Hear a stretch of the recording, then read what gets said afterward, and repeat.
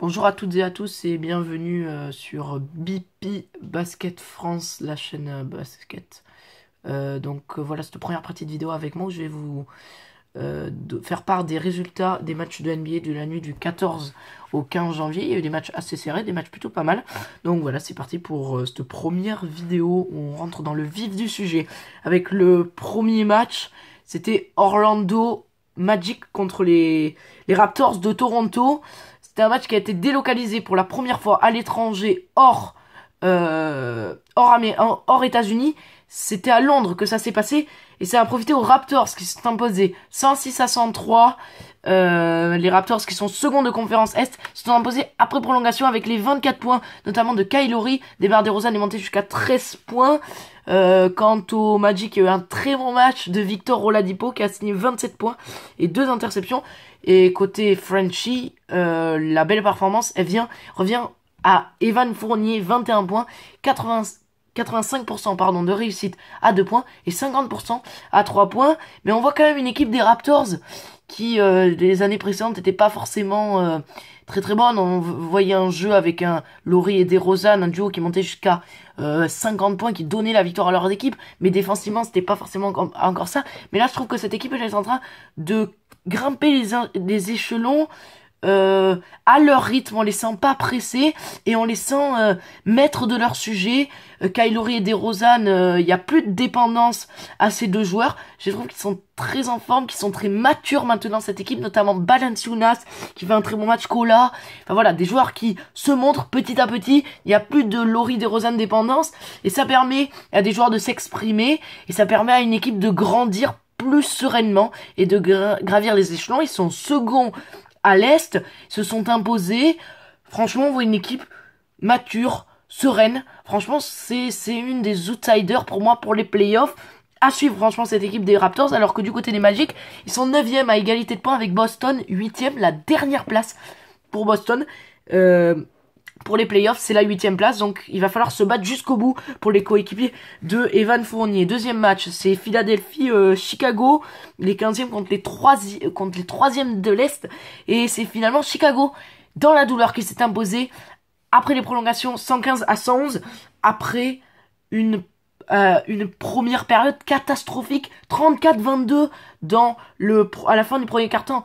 Pour Philadelphie, ils étaient menés 63-45 à la mi-temps. Ils ont fait un troisième quart-temps de folie, 31-17.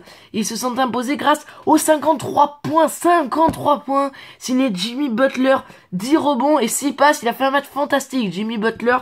Et ça a permis aux Bulls de s'imposer du côté de Philadelphie. Côté Sixers, on a noté la bonne performance de Covington, 25 points, 6 rebonds et une passe. Et côté français, Joachim Noah n'y arrive toujours pas. 6 points seulement, c'est pas terrible pour le français des Bulls. Philadelphie qui, malgré ce magnifique match, reste dernier de conférence Est. Chicago est 3e. Passons au gros choc de la nuit, c'était San Antonio qui recevait Cleveland. Et c'est San Antonio qui s'est imposé 99-95, qui a mal géré son début de match et qui finalement est revenu dans le match avec un très bon Léonard et qui s'est imposé aussi grâce aux 24 points de Tipeee Tony Parker, 24 points, 4 rebonds, 2 passes. Il a fait un match très très bon face à un grand LeBron James, 22 points, 7 rebonds et 5 passes comme d'habitude. Il est fort, même s'il aurait pu peut-être élever un peu plus son niveau de jeu pour permettre aux Cavs de s'imposer. Ça n'a pas été le cas. 9 points pour Boris Dio, le capitaine de l'équipe de France, le co-capitaine de l'équipe de France avec Tony Parker justement. Et cette équipe des Cavs qui il va falloir qu'elle regarde maintenant vers le bas, vers Toronto, parce que cette équipe de Cleveland, elle se croit peut-être au-dessus du panier, alors que finalement c'est pas forcément tellement ça. Cette équipe de Cleveland, il va falloir vraiment se remettre en question du côté il va falloir remettre en question les joueurs et soi-même du côté des coachs aussi, peut-être des mauvais choix tactiques malgré la bonne performance aussi de Tristan Thompson. Ça, c'est une des révélations de la saison. Et voilà, on voit une équipe de Cleveland qui n'est pas sereine en ce moment, qui s'y croit un peu trop. Il va pas falloir, parce que si elle était en conférence Ouest, elle serait 3e. En conférence Est, elle ne serait pas premier. Certes, la conférence Est, c'est très très très facile et Cleveland joue à sa main dans sa conférence. Mais quand on joue contre des équipes à l'Ouest, eh ben, c'est un peu plus compliqué. Quant à San Antonio, c'est une très bonne perf. Tony Parker est heureux, Ginobili aussi. Et les Spurs sont deuxième de l'Ouest devant les OKC de Russell Westbrook. Passons à notre match de la nuit, c'était Memphis qui recevait Détroit. Et c'est finalement Memphis dans un match très serré, comme tous les matchs de la nuit, qui s'est imposé 103-101. Une victoire étriquée grâce aux 28 points de Mario Chalmers qui revient en forme. Le joueur des Grizzlies. Marc Gasol a signé 19 points et Johnson et Ilyasova 19 et 17 points n'ont pas permis aux Pistons de jouer à leur main. Cette équipe des Pistons qui était troisième à l'Est il y a quelques semaines et qui maintenant se retrouve septième, et il va pas falloir qu'ils nourrissent de grands regrets parce que la saison est très longue et là on dirait qu'ils ont comme une baisse de régime. Faudrait pas que ce soit fatal pour les playoffs. Côté Grizzlies, on s'installe, on est sixième à l'Ouest, c'est pas mal du tout, c'est un très bon outsider pour les playoffs et il s'installe dans les 8. On va passer à Utah-Sacramento. C'était un match très serré entre des équipes de conférence Est qui sont pas loin des playoffs. Et c'est Sacramento, les Kings qui se sont imposés 103-101 grâce aux 36 points de DeMarcus Cousins et aux 24 points de Gay. C'est un très bon match de la part de ces deux-là. Et côté Jazz, on a vu Hayward qui a signé 21 points et seulement 2 points pour le français Rudy Gobert. C'était très compliqué. Sacramento est 10e à l'Ouest. Et Utah est 8e. Attention, parce que les Kings reviennent très fort. Il va falloir regarder derrière pour les Jazz, parce que c'est pas encore assuré les playoffs. Voilà, donc c'est tout pour ces matchs. On va vous retrouver dans quelques instants avec Baptiste qui va vous présenter les gros matchs à venir cette semaine à suivre.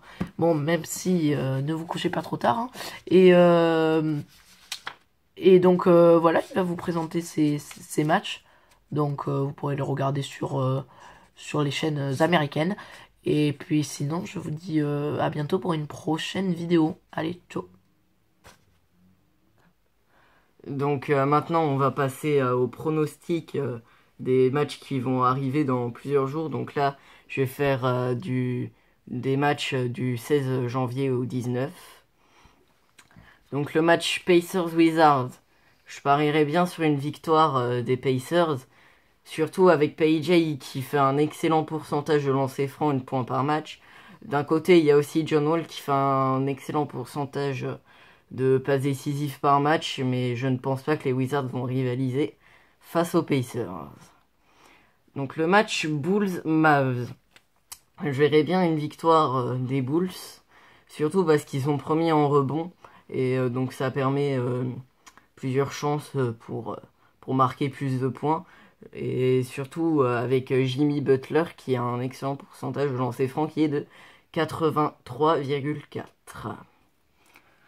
Maintenant le match Rockets-Cavs qui va être sûrement serré, mais je parierais bien encore sur une victoire des Cavs parce que les Rockets ont été un peu chamboulés par leur changement de coach qui a été viré, et aussi parce que les Cavs sont de plus en plus bons et que Howard devient un peu moins bon. Maintenant les matchs du 17 Clippers-Kings. Tout simplement, je verrai encore une victoire des Clippers face aux Kings comme ils l'avaient fait dans un match du début de saison. Le match de 18 Thunder Heat sera sûrement un match très serré, mais je pense bien voir une victoire du Thunder avec le duo KD Westbrook qui devient de plus en plus bon.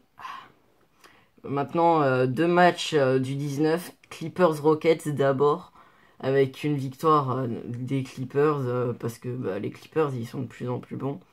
Et finalement, le match Cavs-Warriors, qui va sûrement être très serré, mais je verrais bien une victoire des Cavs, parce que quelquefois, Golden State, ils perdent contre des équipes assez bof, et c'est un peu bizarre qu'ils gagnent contre des équipes bonnes, donc voyons, on verra ça.